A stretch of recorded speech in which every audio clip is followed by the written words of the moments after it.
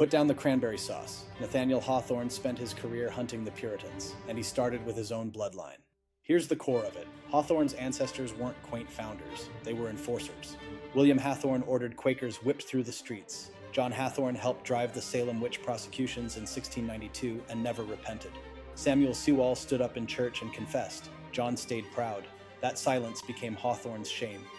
He even altered his name, adding a quiet W, no legal petition. He just started publishing as Hawthorne, a thin wall between the writer and the witch judge. Open the Scarlet Letters Custom House and he tells you exactly why.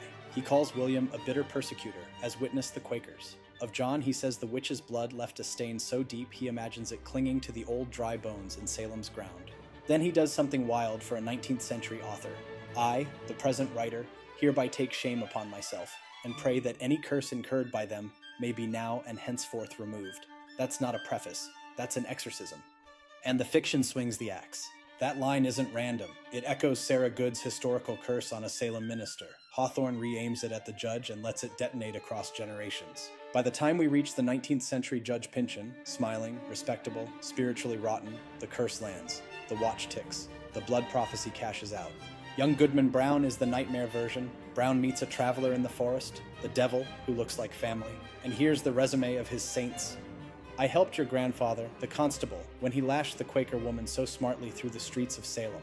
And it was I that brought your father a pitch pine knot to set fire to an Indian village. That's Hawthorne turning family lore into indictment. The piety and the cruelty are the same hand. He keeps pressing the bruise. When people say Pilgrims and Puritans, Hawthorne draws a hard line. He saves most of his fury for the Massachusetts Bay theocrats, the Endicotts and Hathorns, who made law into a whip.